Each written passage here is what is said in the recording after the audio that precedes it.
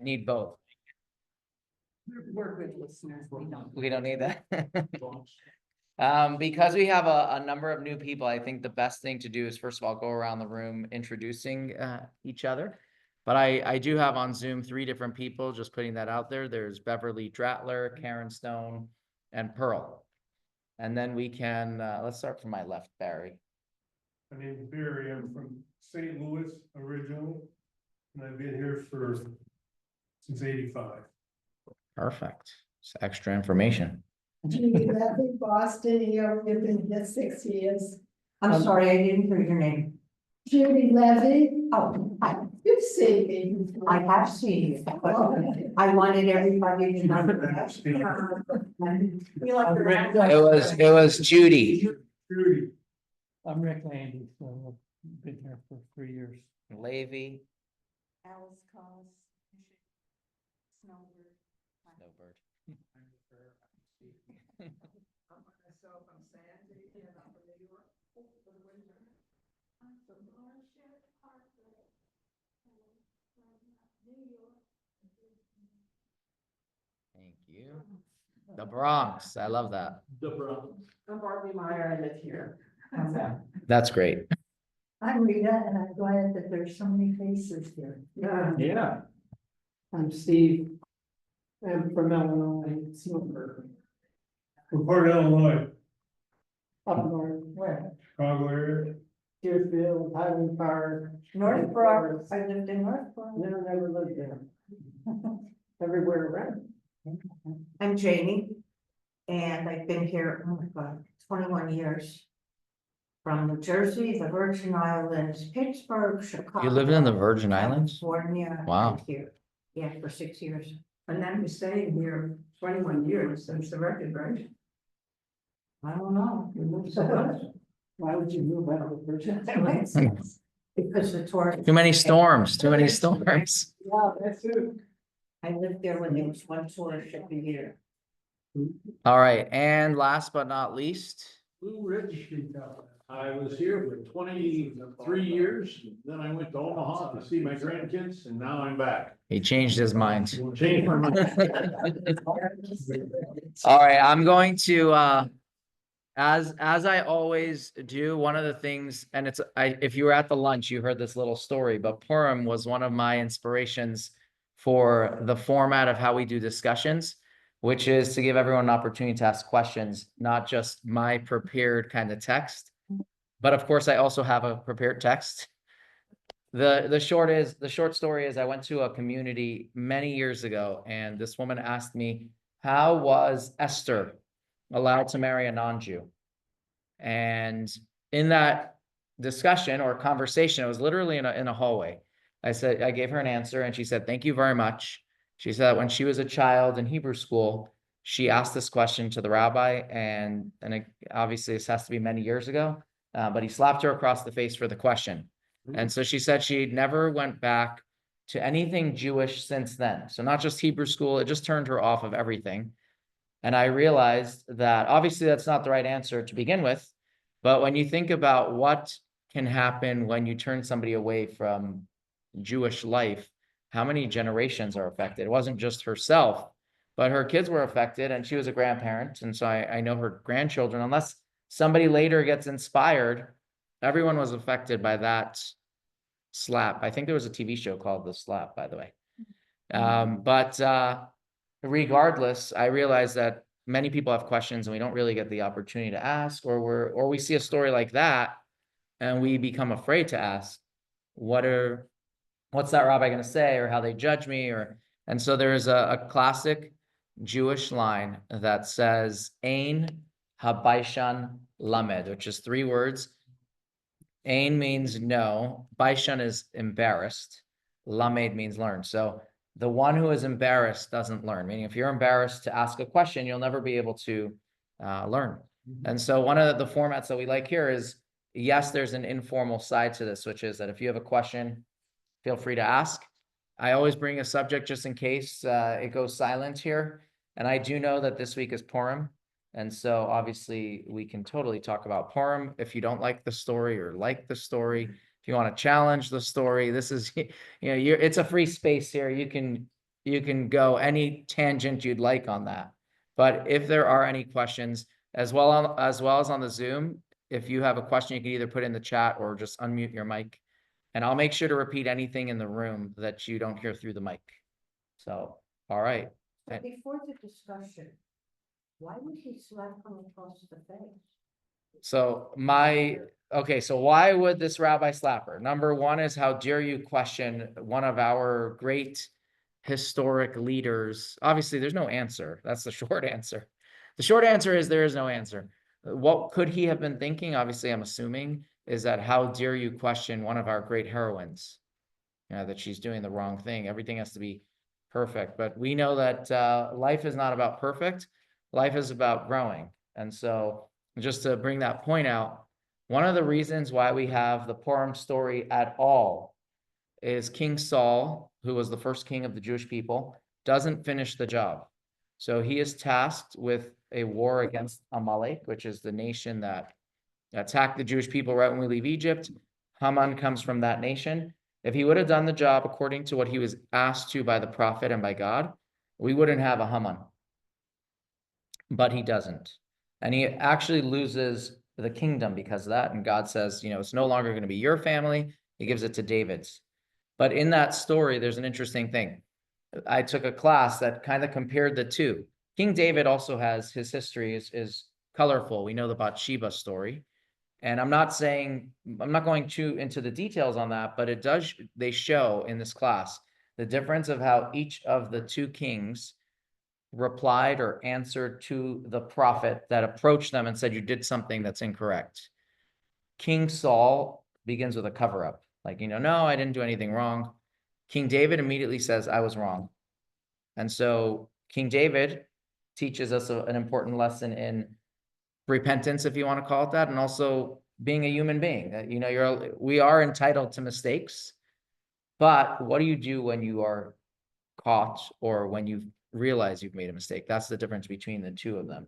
And so we come back to this little question. That's my, I don't know the answer of why the rabbi slapped her, because I wasn't there, but there's definitely no justification. That's for sure. Meaning, what bothered him? I don't know. I would assume it's that, how dare you question our great people and make as if they did something wrong.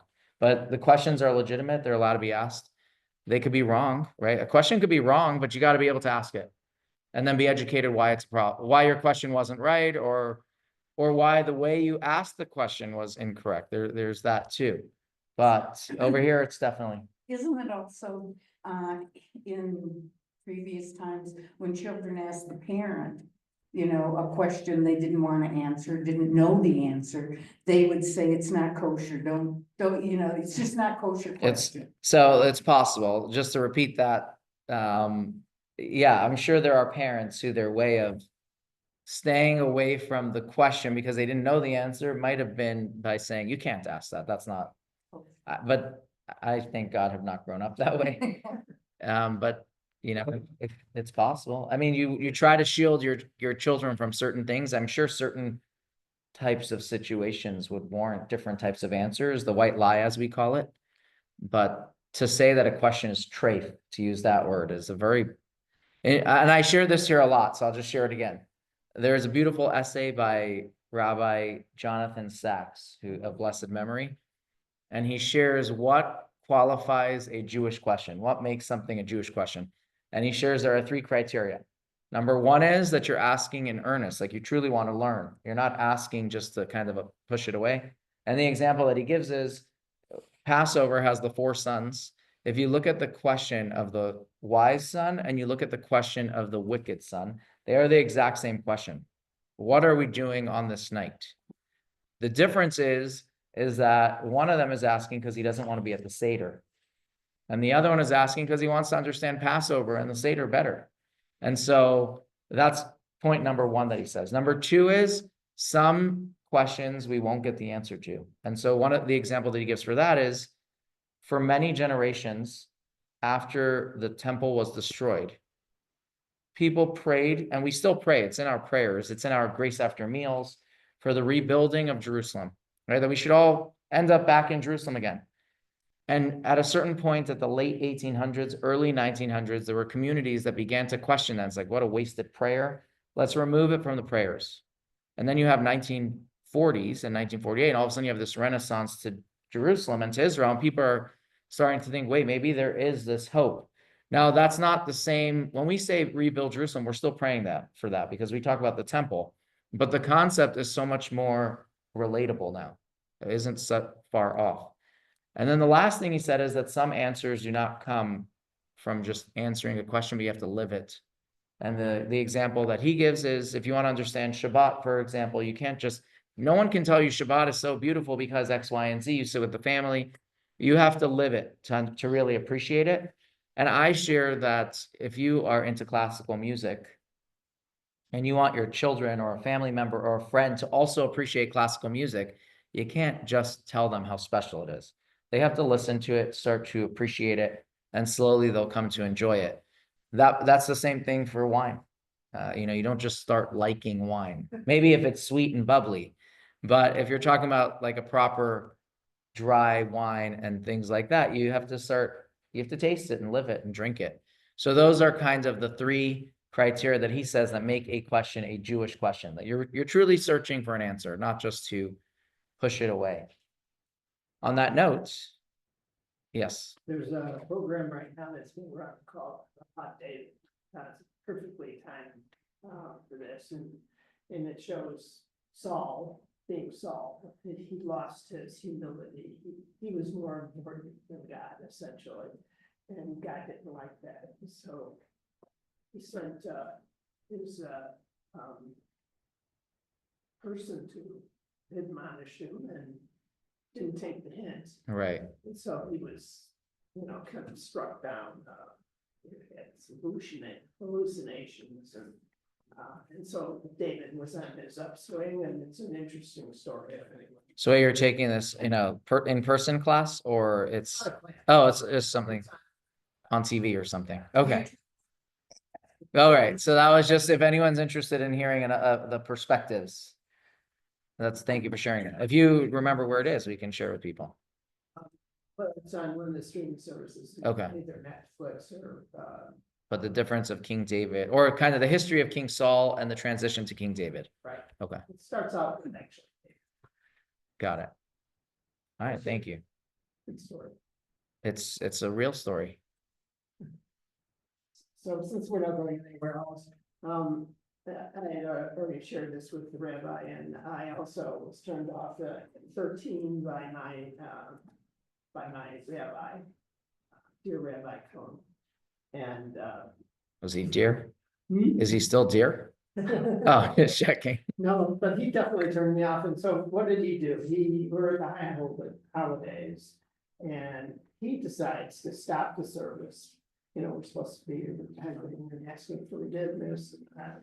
And so he decides that was the appropriate time to, we had a fundraiser going at the time, and he's gonna read off all the high donors.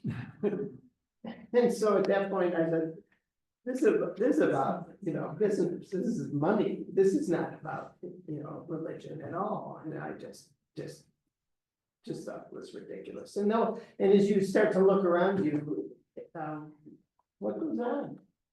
But Catholics go to these monuments in Rome. Why? That's not what Jesus was saying. All these things that question the very foundation of what they're trying to do, and they get lost. And so, See, there's always an interest, just repeat it. Just talk about the money side of, or opulence of, let's say, churches or even synagogues. Yeah. There is a part to that says, if you're going to worship God, then it should be the most beautiful building, right? You want God to have the most, if a palace for a king of flesh and blood is going to be so opulent and large, then why isn't the house for God larger? So I understand that part, meaning that's a beautiful part, which is also, if you think about it, if you're celebrating, I'm going to use Purim as an example. I own a Megillah, but my case for it happens to be leather. Let's say it's but there are many beautiful cases made out of silver. I don't have one yet. I'm putting that out there, right? I might have one eventually. Why silver? Like, why are they spending so much on a case? Or if you look at a Kiddush cup, beautiful silver cups, candlesticks, beautiful silver candlesticks.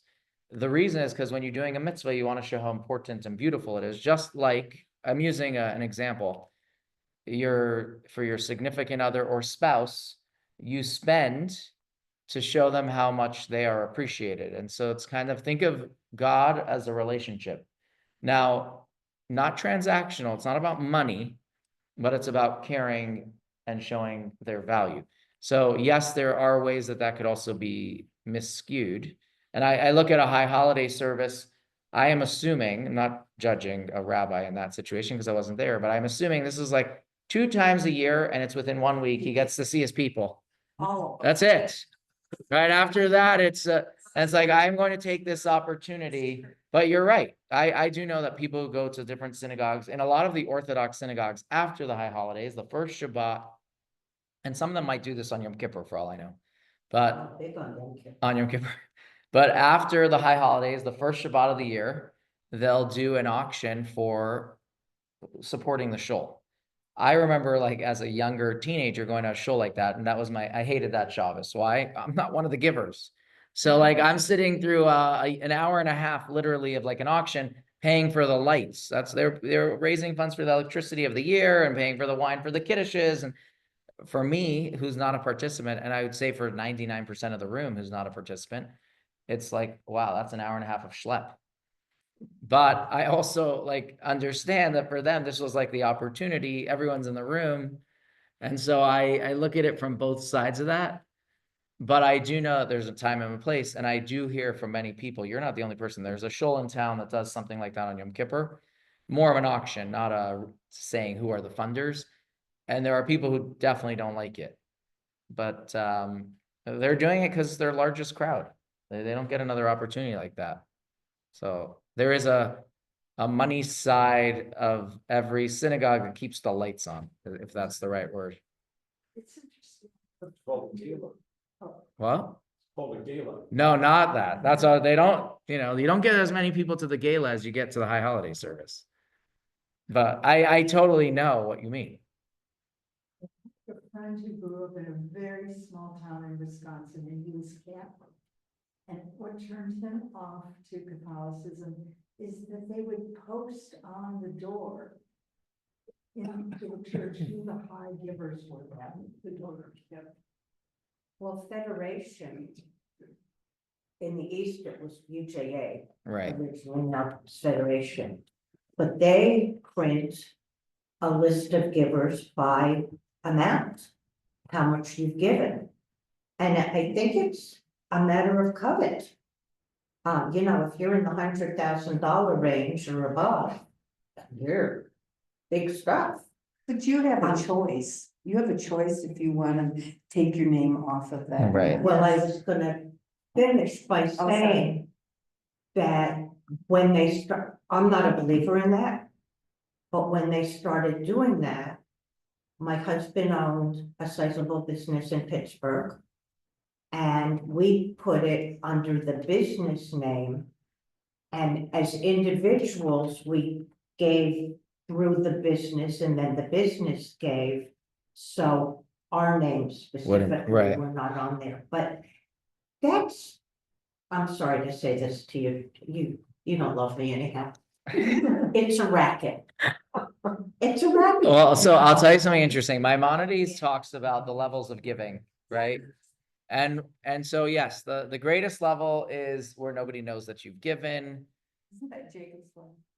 I mean, I don't, is that what it's called? I don't know that Maimonides gives it a title, but I will share that in this bigger debate, and we're not going to settle it here. And it's a personal kind of thing. Some people are very into and some not. There is a concept that says if somebody will be publicized, meaning if my charitable gift will help others give, then there's a benefit to putting the name on the, on the door. And so I understand both sides of it. And because I'm in the nonprofit world, one of the biggest things that I try to listen to is kind of what people want. So like, I'm just going to share an example and then we'll move back to a different subject, but I'm just using sure. I'm going to use our benefit event that we do annually, and you have sponsors to an event, right? So then wait, people who give all year round are no longer singled out for that event. And so they question is like, wait, I'm giving all year round, maybe even more than those sponsors, but I'm not getting recognition at the one time the 300 or whatever people are in the room. And so it becomes, and I'm here listening. I'm not in the business of making people upset. I'm in the business of making people happy. And so you kind of want to listen and toe a very fine line of not upsetting people and making your whole world look like it's all money when it's really not. The money is what makes you be able to be there for the people. So I totally understand both sides of it, and I hear it all the time. So like I'm even appreciating this conversation. It doesn't mean that someone changes because of it, but it's important that each person kind of listens and yeah. But I do know that, if that real, let's say the door, if they felt that the service now is about the money, then there's always enough. This is the beautiful thing about America. And I studied this in a course as well. It's from a Dr. Sarna from Boston, one of the universities there. And it's basically this idea that in America, you don't like one, you go to the next one. So some people hated that idea. It's like, but really it gives people an opportunity to find a meaningful way to worship, to serve, to be in the same religious community, but something that talks more to their style. And there's nothing wrong with leaving one if you're going to another. If you're leaving one and not going to any, that's another conversation. But if that's the one thing that bothers you, but you can appreciate everything else, there's always another synagogue. There's always another church if it's somebody in the Christian world. And that's a beautiful thing because they don't have to cut ties with community because of something that bothered them. They can find their place. And I think that's a beautiful thing. So like, I always recognize that I'm going back now into like the Orthodox tradition. There are so many people that do not feel comfortable with a mechitza, a divider in the room, men and women separate. They're allowed to feel that way. No one's saying, therefore, you're a bad person. It's like, find a place that you're comfortable with. That doesn't mean you drop everything cold turkey. You could do other things. It might not be the service. You might come for a class or for something else, but find the place that makes you and helps you grow. That's the key. If you go somewhere and you feel stagnant and you're not growing, then that's another problem, right? Judaism preaches and teaches that our world is about growing, becoming a better person. And so if you find a place that's encouraging in that sense, you know that you're in a good place. If you say, I'm never going to go past this, that's another conversation. Not that we're doing an intervention here, but oh, you wanted to add something? Yeah, it's great to talk after I think that it's important to acknowledge the people that are spending a lot of money because they're spending it on us. I mean, we live in an economy that's based on money, not on pigs and doing favors. So in order for the rabbi to be here today, we have to contribute to keeping up everything. It was so nice when we were talking about another synagogue, not me.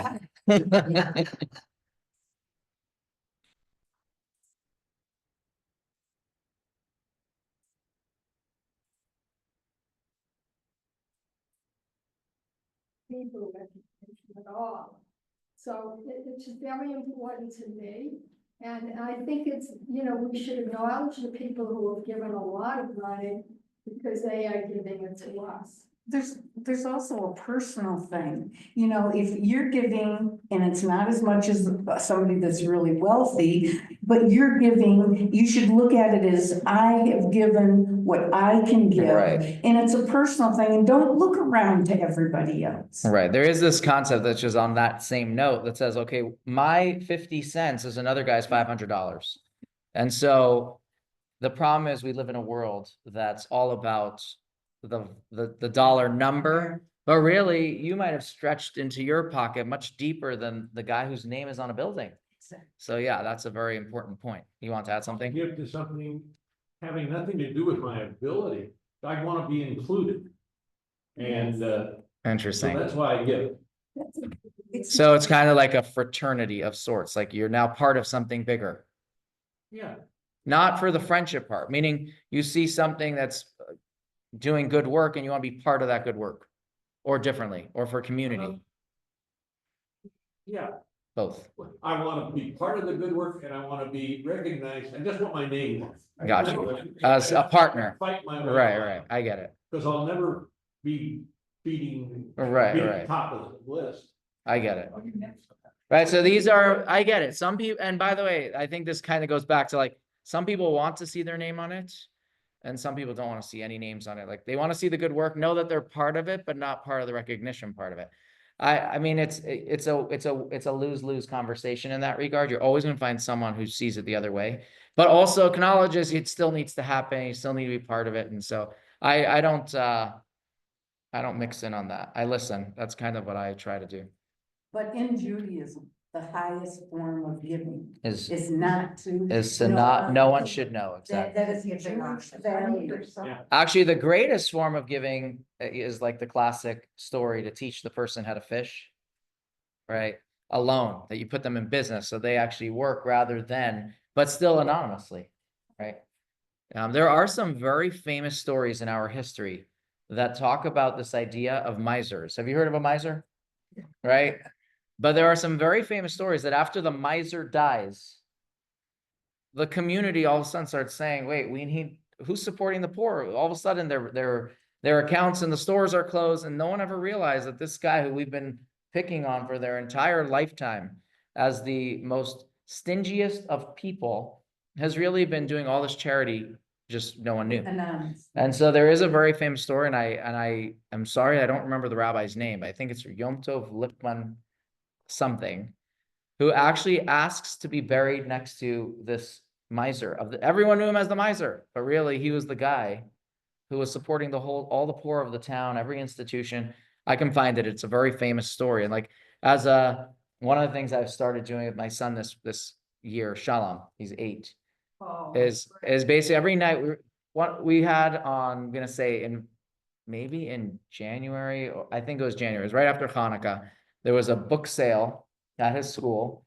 There's kind of like in the Chabad world, there's the holiday of the books. I'm just sharing that without going into the details. And so one of the things on that day is buy a new book, buy a new Jewish book for your house. And so I went with him to this book fair from his school, and they had a book which was nighttime stories. Every single story, it was 19 stories in the book. So 19 nights we already finished it. I wish they had volumes of this.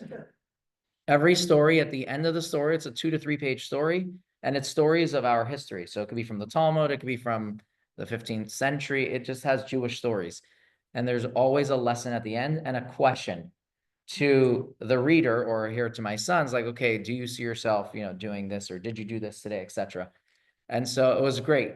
So now we switch books. It does not have these lessons at the end. It's a really long 2-volume, one long story. Okay, but it's multiple stories within it. It's kind of the history of the Baal Shem Tov and how he started. But it starts 200 years before that in some parts of it. And so you follow a character, and then it like kind of shifts to another character. And like literally, even for me, as they say in Yiddish, to halt cup, to really know where I am in the story the next night and remind him what we just talked about and how that connects all the way to the beginning, right? We're at chapter 19. So it's 19 nights that we've done this, but it doesn't have that question about the character kind of building. It doesn't have that. So I've been trying to add that each night. But the stories are for sure about that. And one of the things that they talk about in these stories, the Baal Shem Tov and his followers would go to towns where you had people who were not learned. They never grew up with the Jewish education or the formal Jewish education. And so they would come to these towns and stand in the marketplace and share stories, and the crowds would just grow because people didn't know the stories. They're fascinating, first of all, if you're a good storyteller. But a lot of lessons, what they were teaching them is God-fearing, to do the right thing. And so for my son, even if we didn't have the conversation at the end, he's learning concepts. But right now we're reading a story, which is about a guy who's only now learning about the Baal Shem Tov, kind of. And he realizes that he sees different people, scholars, and some of them are one way and some are another. And he's trying to figure out if the ones who are more kind are followers of this Baal Shem Tov, who he's never met. He just keeps hearing about the guy. And so that's kind of where we're up to. But it's nice to see that you have this disparity of styles.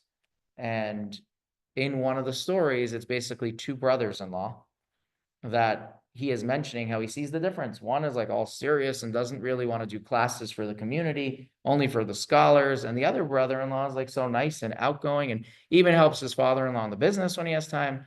And it's, I grew up with only one side of that, in the sense like I know how I grew up with every person is important. Every Jew is important, regardless of their status, regardless of their knowledge, regardless of how they grew up. And this book is kind of where it all began, with that mindset. That's the truth. The Baal Shem Tov was the one who really introduced this concept. And this is kind of the story about it. So for my son, it's like, I take things for granted a lot of times, like, the perspectives that I have of Jews, for example, and the perspectives that I have on every mitzvah, not all or nothing, but each one is important.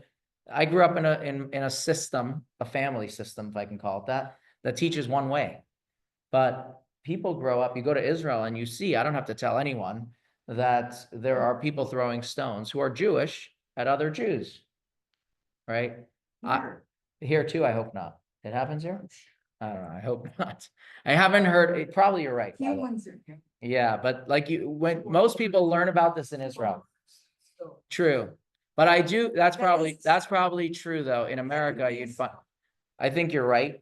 In America, you'll have less of the physical violence, but you'll still have the violence.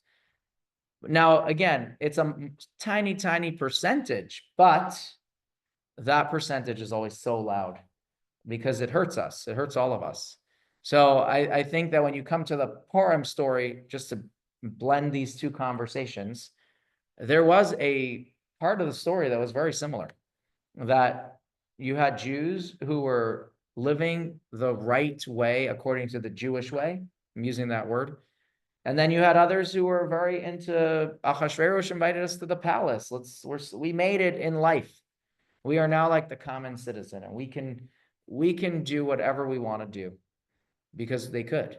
And then you had all of a sudden a reminder, unfortunately, the anti-Semitic reminder that tells you, regardless of how you live your life, you're Jewish and you're always going to be lumped into that. And as they say, this is just from another essay that I once read, the shtetl made people be Jewish. Right? If you lived in an anti-Semitic country, or the ghetto made you be Jewish is probably a better way of saying that. You didn't have a choice. You couldn't do so many different jobs. You're right. You were forced to remind yourself every single day that you were Jewish. And so some people, when communism falls and the world changes after the 1950s, some people wished that Judaism reverted back to the shtetl, reverted back to the ghetto. Why? Because it made Jews be Jewish. On the other hand, that's not a meaningful Judaism. And so others who said, listen, America is, as they would say in Yiddish, a treifa medina. Whoever here has heard that. It's a non-kosher country. What did they mean? They said people are coming to America and now they do whatever they want. They don't remain Jewish. They throw that lifestyle or leave it in Europe. And people looked at that as the worst thing possible, which to a degree, Jews were no longer living Jewishly. On the other hand, right, that's true, right? But I'm not going into that aspect of it. But on the other hand, Jews who chose Judaism, we're all here today, we chose to be here. That Judaism is meaningful. No one forced you to do anything. You're doing it because you want to connect to God. You want to learn more about your identity. You want to do more good in this world. That was more meaningful than the Jewish people who lived in the ghetto. That doesn't mean that what the action in the end of the day speaks. So it doesn't take away from any Jewish action that was happening that was forced. But when you choose to be here and you could have been anywhere else, or like my mother-in-law told me the story that when they had their first expansion in the Chabad at Binghamton University, they basically realized that this is what happened. They were working out of a basement for Shabbat dinners. And they were thinking about it so packed and cramped in here that we need a fire escape. We need another exit just in case, God forbid, something happens. So they call a local contractor and he comes on a Friday night to see kind of the situation. And he's like, you don't need a fire escape. You need a building. But his point was, as he spoke and became close to my in-laws, his point was these people chose to be here. They could have gone to the bars, right? This is college students. Friday night and the weekend is party time. And they chose to be here. Maybe they're going to the bar afterwards, which is 100% probably what's happening for many of them. But they could have been anywhere, and they chose to go to a Friday night dinner. And so that is a meaningful Judaism. And to connect this to Purim for just a moment, and then we can kind of go back into this. There is a teaching that says, why is Purim so special? It's a rabbinic holiday, like Hanukkah. It's not a biblical holiday, but it has a special place in holidays. And this is one of the explanations that they share.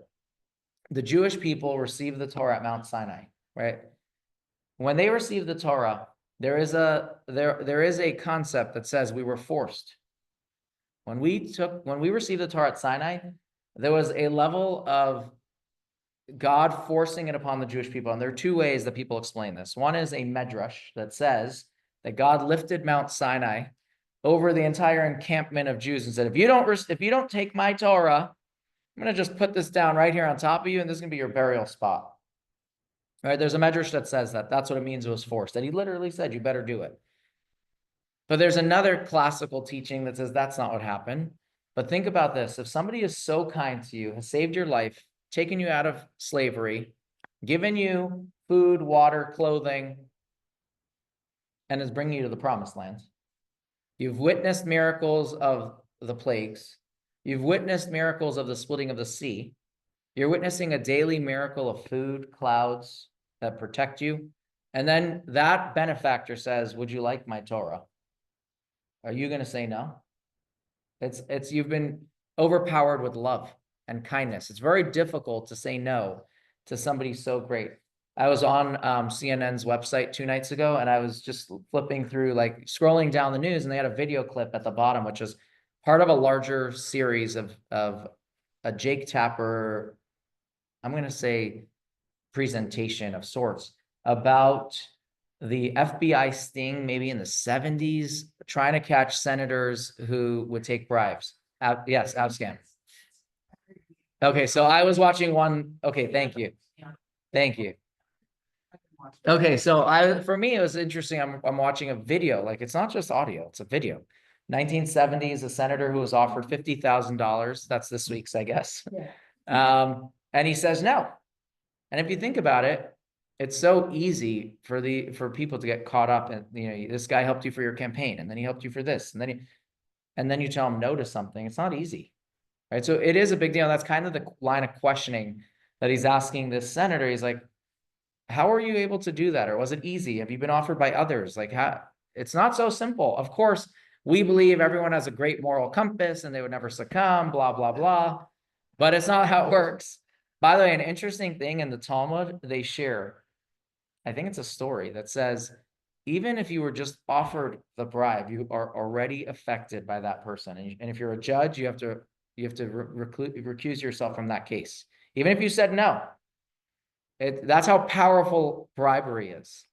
And so you come back to this story. The Jewish people were, I'm not going to say forced, but that's the word that we used. They were kind of forced to take the Torah and never really accepted and took the Torah and all its meaningful teachings because it meant something to them as much. Comes Purim, the Jewish people are under the threat of death.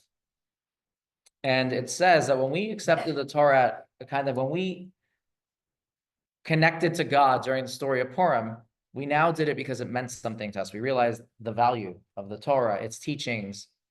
So the Torah was re-accepted, it says. We accepted the Torah again during the story of Purim. There was a renaissance, a Jewish renaissance during the era and generation of the Purim story. And so in addition to all the miraculous events of the Purim story, which are beautiful, there was something much more deeper and meaningful in the story. And that is that as the Jewish people, we connected to God and purpose and connected to our soul and why we're here because we chose to, not because it was forced upon us. And so that is the story, another storyline of the Purim story that isn't necessarily talked about because we look at it as like a beautiful, either you look at it as a beautiful story and miracle, or you look at it as a beautiful fiction, depending on where you grew up. Another fault. Well, we could talk about that too. But on the Jewish perspective, this story is an important story. Now, obviously, I shared about the fiction part because I've been asked that there are people here that say, well, maybe this story never happened and it's just lessons. There are a lot of people that if you don't believe in the Torah, you don't want stories to be true either. And you just say, oh, that's another, the rabbis wrote it to teach us something. What was their teaching? Okay, you start analyzing it. Obviously, we say it's 100% true. The story was written down that year by Esther and Mordechai into the Megillah. And we don't have any, if you're a student of history, you would say that there's enough history that says this story happened in the sense of the oral tradition, the written Megillah of it. But there's always people who like to question. That's the beautiful thing about Judaism. You can question all day long. But that's kind of the underlying script or story within the story of Purim. Any questions on Purim?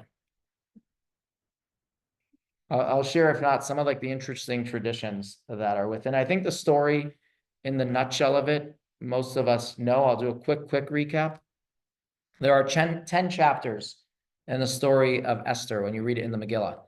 And they deal with an era that is after the first temple is destroyed by the Babylonians. It's about 60 years later is kind of the time frame of that.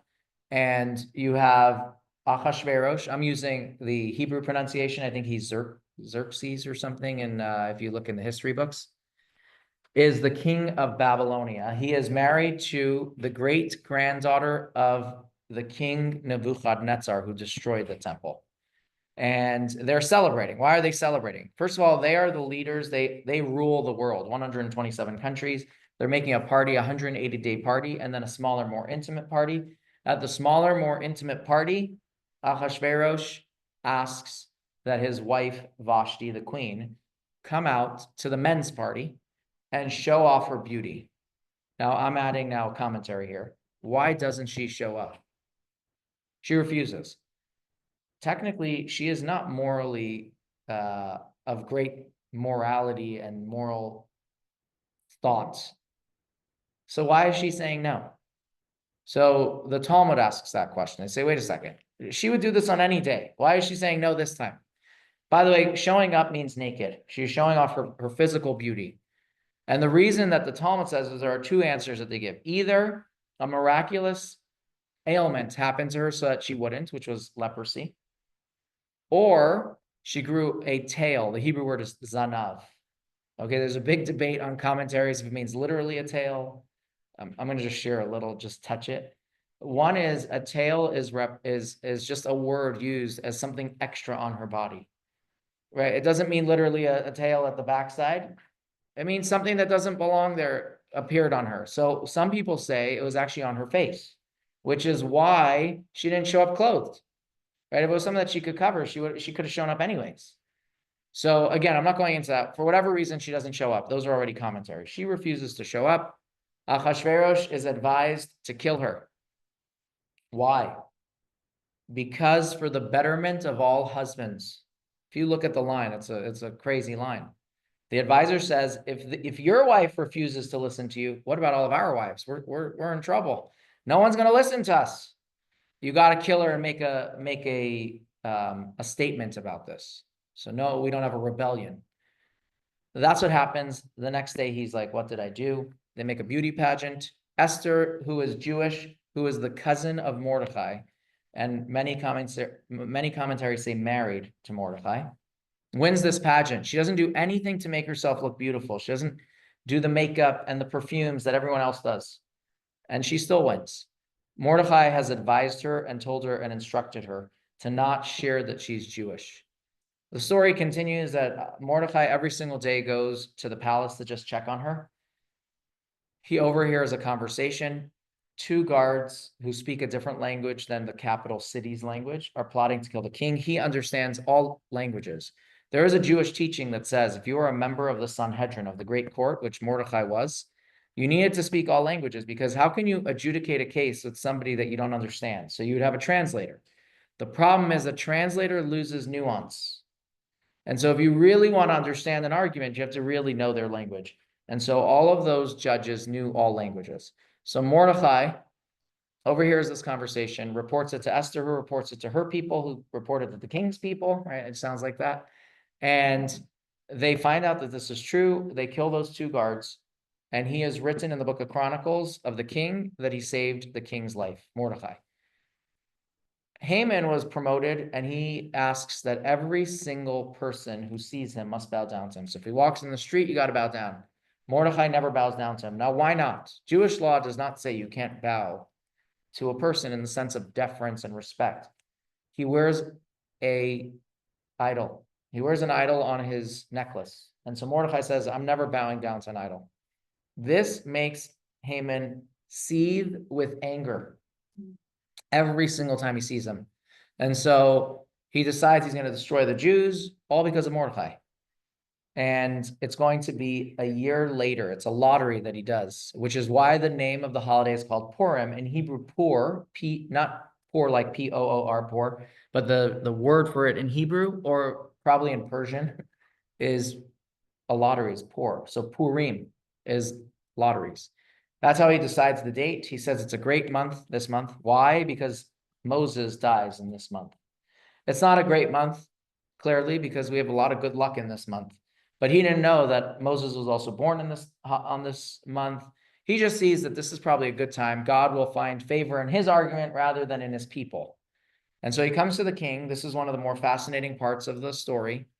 And he tells Ahasuerus, I would like to kill these people that are different than us. By the way, the same argument that people still say about the Jews, right? He says they're different. They don't keep he lies. He says they don't keep our laws. One of the Jewish laws is you got to keep the laws of the country. But what does he do? He offers 10,000 talents of silver to kill the Jewish people. He says, I'm going to give you all this money so you could say yes. And the king says, keep your money. You can do it.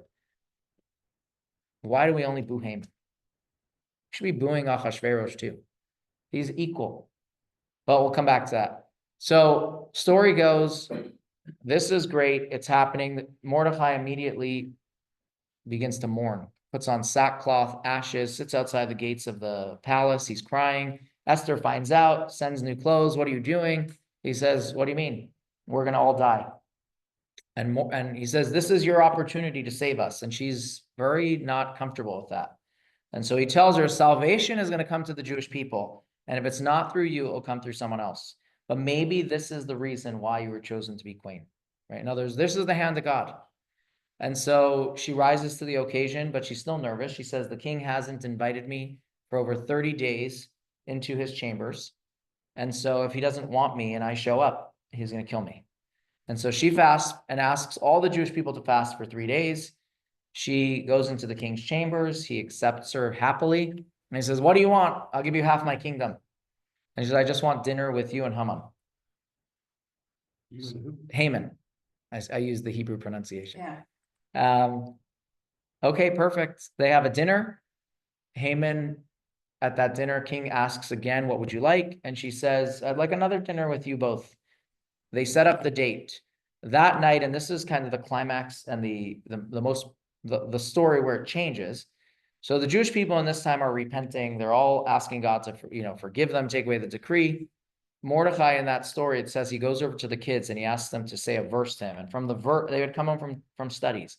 From the verse that they used, he knew it as a sign that God was going to save them.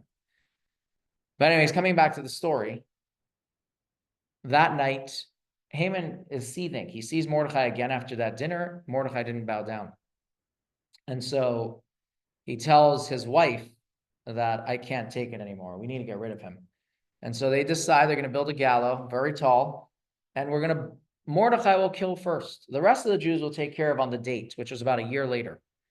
So he's so excited that he's going to run to the palace to ask the king for permission, middle of the night, which clearly shows how good friends they are.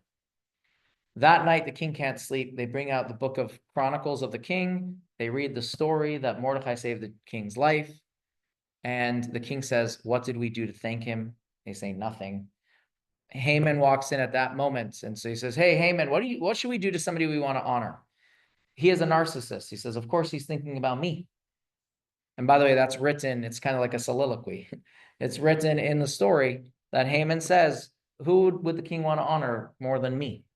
And so he gives an answer that he wants, the way he would want to be honored, which is ride on the king's horse, have somebody call out in front of the horse as they march through the street, this is what should be done to the man whom the king wishes to honor. As soon as he finishes, the king says, great, go do that to Mordecai, right? So Haman knows this is not a good sign. He finishes doing that and he has to rush back to the palace to be at the next dinner.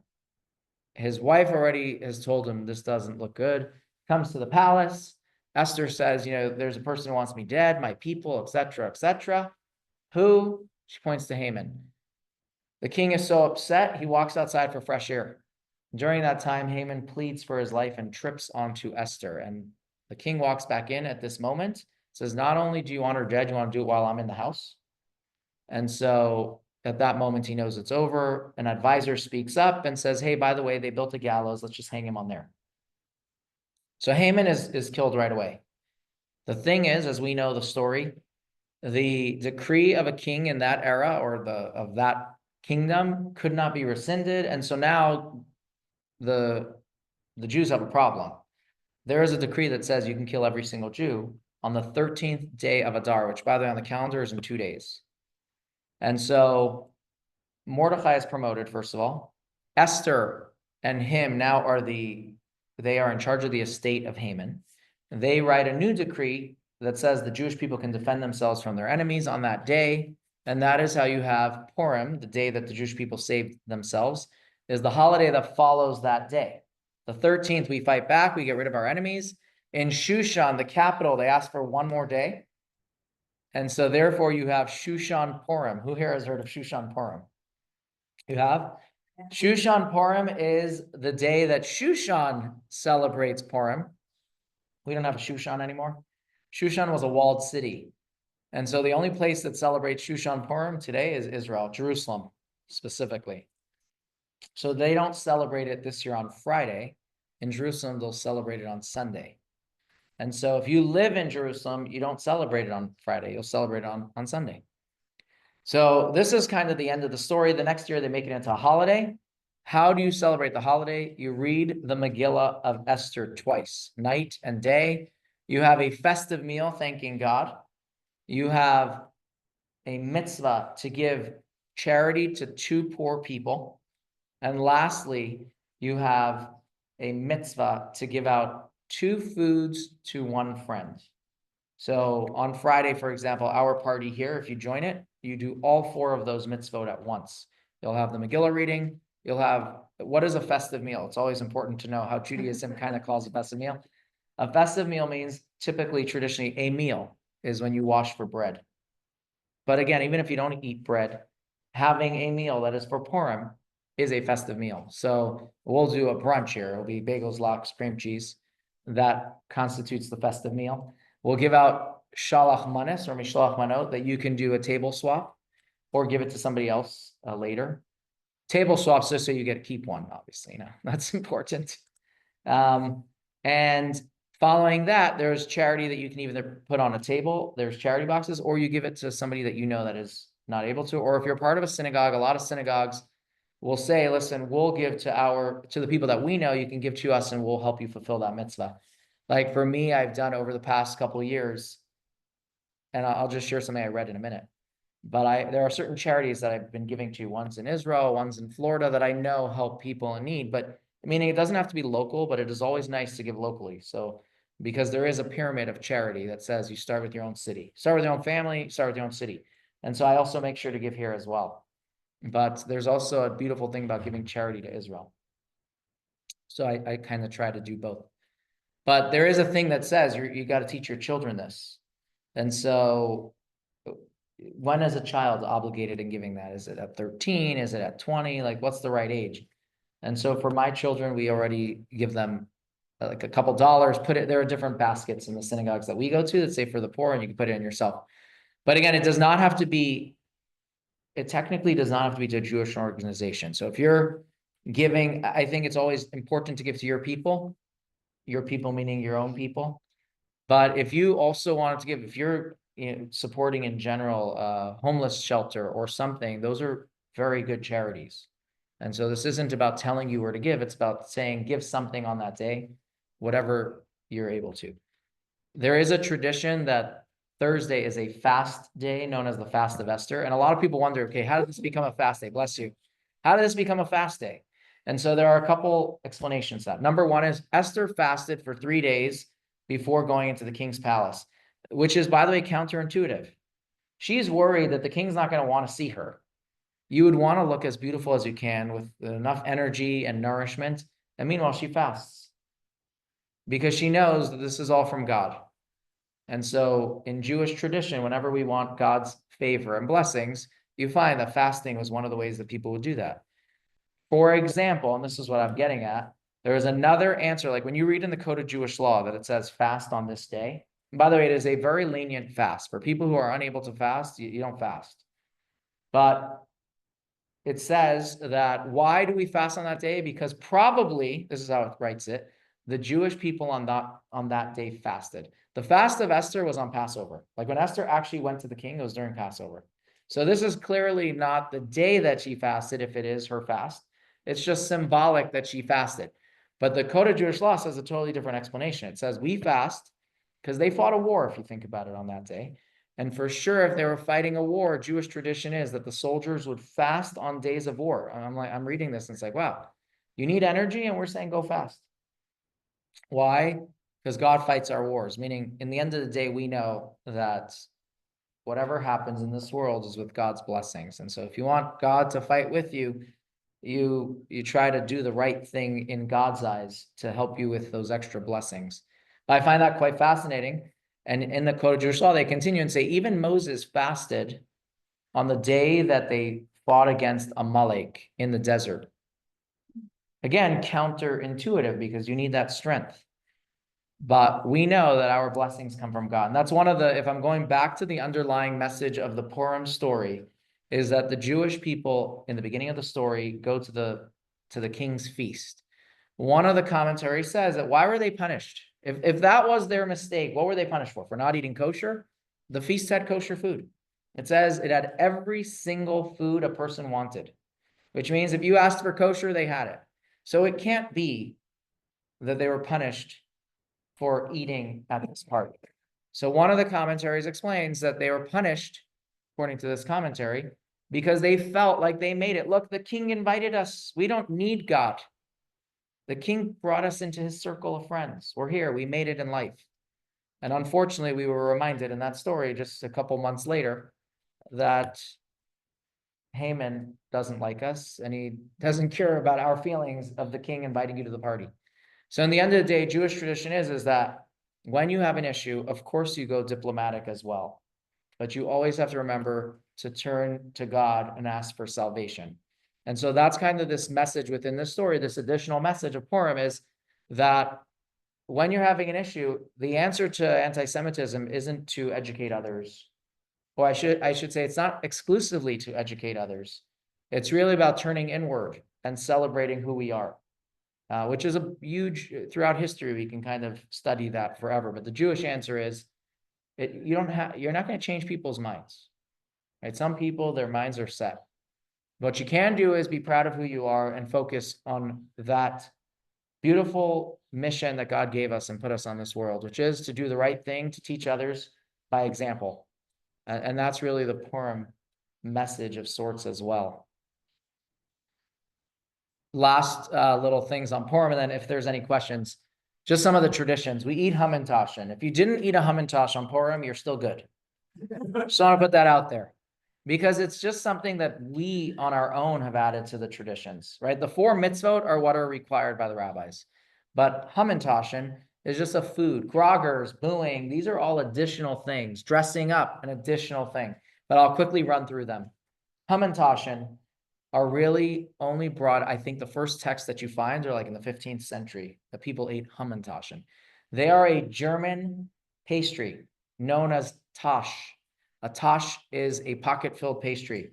Mun-tash is a pocket-filled pastry filled with mun. Mun is poppy seed filling. So mun-tashen was just a food that Germans ate. There's a community that I visit. 2 people come to every discussion. They are German, not Jewish. And they grew up eating this pastry.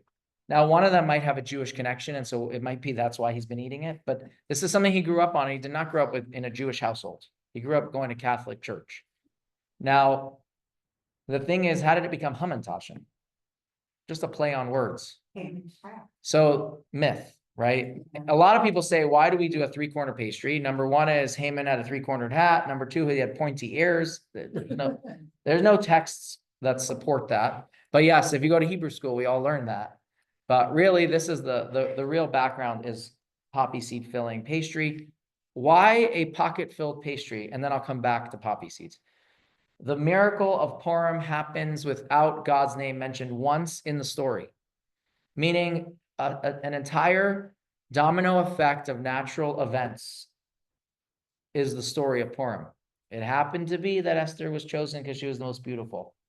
It happened to be that you just keep doing that. You don't see God. It happened to be that the king was reading the story about someone saved his life, that at that moment Haman walked in.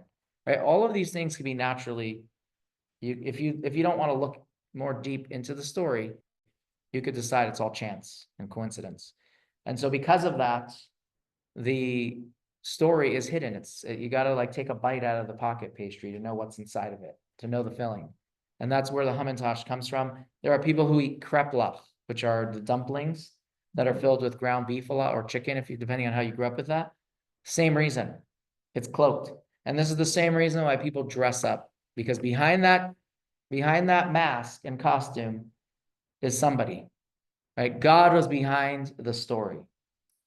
That's the idea of the dressing up. It is not like Halloween. It has a much more beautiful message. No, I'm using it on purpose, right? The Halloween message of dress up is not anything positive, at least not the ones I've ever heard. The Jewish message of dressing up is very positive, that God is within our nature. Everything that happens throughout life, God is there. Sometimes you don't see him. That's the concept. So now I come back to poppy seeds. Why poppy seed filling? So there's always the classic answer. People like that, you know. If you grew up in those towns, that might have been like the favorite pastry filling. But there is another explanation that people share, and that is Esther was a vegetarian while she lived in the palace. She kept kosher, but no one was allowed to know that she was Jewish. How do you do that? So she was a vegetarian. She ate nuts, she ate seeds. And so the filling, being poppy seeds, was representative of this idea that she ate seeds while she was in the palace. I will end off on the last part that I started off with. How was Esther allowed to marry a non-Jew? Classic question. Short answer, she didn't choose that. It was forced on her. And so therefore, automatically we answer the question that says, she didn't choose to marry somebody that wasn't Jewish. She was forced to be in that pageant. If she wouldn't, she would be killed. If she would refuse this marriage, she would be killed. So she didn't choose to do that. The thing is, there's a counter argument. There are 3 mitzvot in the Torah that says, if you are represented or presented with doing these 3 things, choose death. Only 3. Everything else says choose life. But 3 things that we say are the most important cornerstones of Jewish faith. And if those are presented to you to do or die, choose death. What are they? Murder, idolatry, and a forbidden marriage. And so in theory, if I'm sharing that at face value, she should have said, I'd rather die than marry the king. So I'm adding this on purpose so you don't feel like I gave you a dumbed down answer. And so the answer to that is that is if you are proactive in that, meaning if she chose to marry him, then we'd be talking about that scenario. But she didn't choose to marry him. He chose her and forced her. So that scenario doesn't play out. And now I will end off on a much deeper commentary on that story. Playing on some of the words in the Megillah, there is a commentary that highlights that there is a turning point in Esther. When Mordecai tells her to approach the king, that's a game changer in the theory I just shared.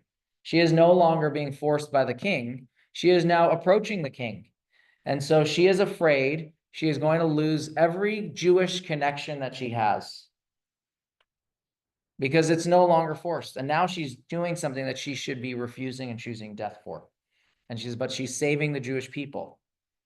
And so obviously, when you're saving the Jewish people, you're now in a different situation. And she's ready to do that and lose whatever she thought would be her connection to Judaism, her world to come, however you want to look at that, in order to save the Jewish people, which goes to show how far she went in her heroic actions. It wasn't just that she was going into the king, which is a very trivial thing, but she looked at this as a much greater challenge.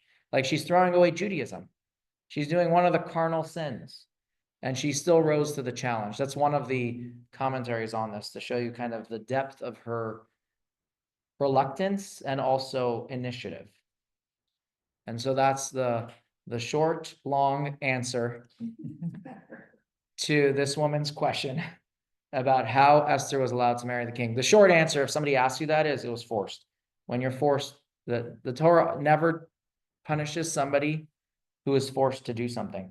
I will share that even in those three exceptions, right, where we say choose death, if somebody doesn't rise to the challenge and doesn't do the right thing, and let's say murders somebody to save their own life, there is no Jewish court that would punish that person. I mean, even though you did the wrong thing, you should not have murdered somebody knowing that somebody pointed a gun at you. You should have taken the bullet. We still do not punish that person. The court and Judaism understands human nature. That's very difficult to choose death. And so the challenge is a very real challenge. Hopefully none of us ever are in a situation like that, but it's been in our history. That's the Spanish Inquisition. There's so much to that. That is the end of the Purim short story in a nutshell. But any questions on something that I mentioned or? Well, Esther didn't want anyone to know she was Jewish, Correct. so how? She eventually tells to save the Jewish people. She does reveal it. She only tells them by that dinner, not the first dinner, the second dinner. So we're talking about a nice amount of time that she's in the palace every single day, and Achashverosh is married to her, living intimately, and never knows that she is a Jew. I did not share one thing. Why is it that Achashverosh is not punished? In our story, we totally boo Haman. We don't boo Achashverosh. He was an anti-Semite. And the Talmud discusses this and shares that there are two types of anti-Semites. One is a Haman style and one is an Achashverosh style. The Haman style is the one that says, I've got a problem. I don't like these Jews. They show me, I see them every day and it eats me alive that they have purpose. I'm adding commentary here. And so what's the way to get rid of that reminder? Kill them. Achashverosh was a different type of anti-Semite. He didn't understand the Jew. And so he said, let's get rid of them. But the minute he was given more teaching, better understanding, he changed his perspective. So there are two types of anti-Semites that we deal with in every single day life. Some, it's not worth our weight in salt to even engage. They're just going to hate, and they're never going to change. They're just going to keep hating. And then others, it's worth talking, letting them appreciate and understand. And so how do you know which one's which? You probably have to engage. But that's the thing. There is no, some people that hate is hate and they don't change. You have to be like Esther and do the right thing. Do the right thing. Yeah. I never spoke at Federation recently. Right. Not a federation, at JNF. Were you there? Yeah. Very fascinating speech. He was sent to a Jewish house when he was studying, and he was very unhappy and he wanted to leave there, but he stayed, and now he speaks in favor Yeah. of. Actually, he was learning French and he was doing it through a program. Were you at that breakfast? So they ask a lot of questions, he said, but they never said, like, do you want to be of what religion? So he ends up being put in a house in France it's a Jewish family, and he walks in, he sees a Magen David, a Star of David, and he's like, I can't be here. So he sends an email immediately to the organization, the school behind this, and they say, listen, we're going to work this out, but can you hang up tight for a couple of days? He says within that time, he really got to know the family through a Shabbat dinner, shopping, and it changed his entire perspective on everything he was taught. Right? I want to use that word on purpose. Hatred is taught. And so everything that he was taught, he made him question it. And now he goes around speaking. Yeah. Lawoi, Who is it? Al-Sharif, something, I don't know. Is he Muslim? He's totally Muslim. Yeah. He wears And was the this garb. all- Yeah, he's still Muslim. He didn't change his. Israel that goes around, So the thing is, he said that, I don't know who you're referring to, because he said in his speech, the first time he ever went to Israel was November 2023, meaning only after the October 7th attack. So like his view of Judaism happened before that. He just was never in Israel. You can't blame, no one can say that Israel got to him. That's kind of what his point was. He learned it through the streets. He sat with the Jewish family and realized everything they said was a lie. And he's going 4 times, he said this. Right. Well, he lived it. He lived He lived the hatred. part of a Jewish life. I Right. found it. But I have to add one silly thing, if I may. Go for it. So when I was in kindergarten many years ago, in the Purim parade at Sunday school, of course I wanted to be Esther. And my mother had a conversation with me that all of the little girls were going to be Esther, and you need to be something special. So my mother made me a costume, and I was a Hamantash. By the way, on that note, like I see the only Hamantash. On that note, like when you talk about like even my kids, what should they dress up as? And you're like, it's a Jewish holiday with a very beautiful message, and some people just get so caught up in the dress up that they end up being characters that are totally not a good message. But that's kids, right? You can't change that as long as you teach them why they're dressing up. So it's very nice when you see Jewish children dressing up as the high priest and this, but like in a practical sense, that's not what they're exposed to on a daily basis. And so they want to be the Spider-Mans and they want to be the, whatever other things. So it's in most synagogues, you're not seeing necessarily Jewish dress up, which is beautiful that you were in a place that had a lot of Queen Esthers. That's why I'm sharing this. It's nice. Wait, did I pass as a Hamantash? I didn't see it. What filling did you use? Is that how you say it? Oh, that's prunes, right? I think so. No, I was a grape one. Grape? No, it might have been prunes and you didn't know that prunes look like, There purple. you go. By the way, just to go back to that, that's like one of the most common, at least not anymore, but it was such a common filling, prunes, right? Because a lot of people grew up with that as a filling. But today, like the next generation, prune, like, Right. no, right. They're looking for raspberry and, apricot, exactly, chocolate. So like we buy every year for the Purim party, some poppy seed filling, because we know there's a nostalgic part to that. But it's not common. I don't think I've seen prune. Oh, you asked her? I don't think I've ever seen us buy prune, but if you need if I can source it, just for the, I was at my dad's house last Friday and he had a box of Hamantash, like a plastic container. I told Connie, I'm like, I sent her a picture. I'm like, I'm having my first Hamantash. And then I eat it. I'm like, this is not good. And I'm like, looking at this is the company I like. What is it? My dad's like, why? I don't even know yet why. He's like, why'd you take that one? That's the sugar-free ones. It makes a big difference. So Barbara Pinky made me fun. And it was good. I didn't know if I was allowed to eat it yet, so I haven't eaten. Oh, please. I'm as soon as I see a Hamantash, I'm ready. Oh, I don't have to wait. You see, that's the beautiful thing. Don't tell anyone. I'm just joking. I honestly, I happen to love Reisman's, which is a bakery in Brooklyn. Yeah. And so, you know it? And so that's like when I see their Hamantash, I'm ready to eat for Purim. If I see a homemade one, I don't care. I don't like them. It's the weirdest thing. I'm not a homemade pastry guy. I like this. So I saw one on Friday. I'm like, oh, I get my first fixing. But it was a lesson.